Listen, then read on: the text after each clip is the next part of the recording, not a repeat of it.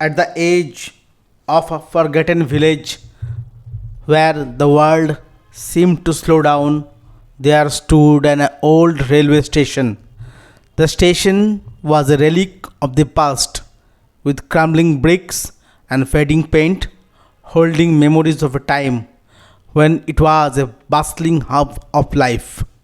Now it was quiet, except for the occasional train that rumbled through, connecting the village to a distant, unseen world.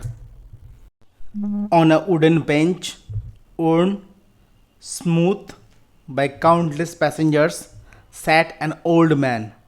His withered face was a map of deep lines, each one telling a story of years gone by. His clothes, simple and frayed, hung loosely on his thin frame.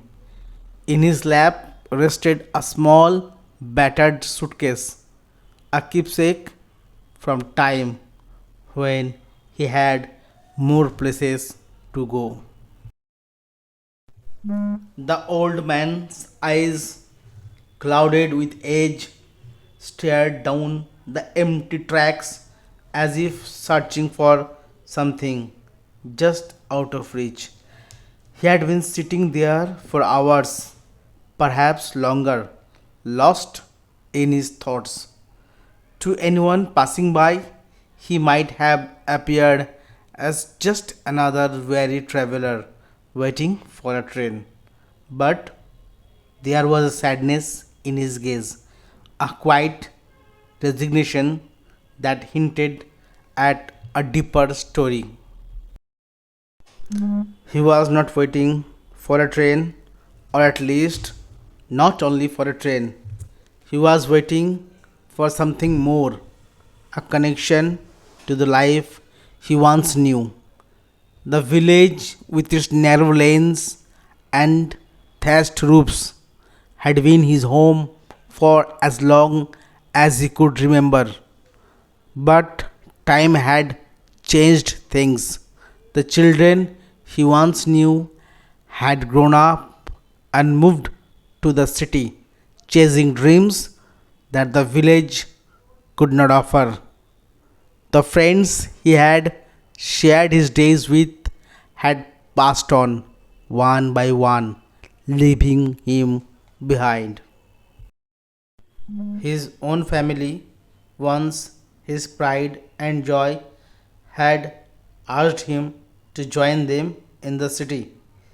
But the city was a place of noise and haste, a place where he felt like a ghost, out of place in the rush of modern life. One day they had insisted he come with them, but when he resisted, they left without him, believing he would eventually follow. But he hadn't. The village was his anchor, and he could not let go. Now, as he sat at the station, he wondered if he had made a mistake. Perhaps they had been right. Perhaps the loneliness of the village was too much, and the city, with all its chaos, would have been better than this emptiness. He thought of his family, of their faces slowly fading from his memory. Were they thinking of him? Did they miss him? Or had they moved on, just as the village had moved on without him? A distant whistle broke his reverie, the sound of an approaching train. The old man straightened up, a flicker of hope in his eyes. Maybe this was it. Maybe this train would bring someone, anyone, to take him home. But where was home? Was it here, in this forgotten village, or somewhere else? Somewhere far away, where his family now lived? The train pulled into the station with a screech of brakes. The doors opened and a few passengers stepped out, their faces unfamiliar. The old man watched each one carefully, searching for a sign, a familiar face, but there was none. Slowly, the hope drained from his eyes and he slumped back onto the bench. The train lingered for a moment.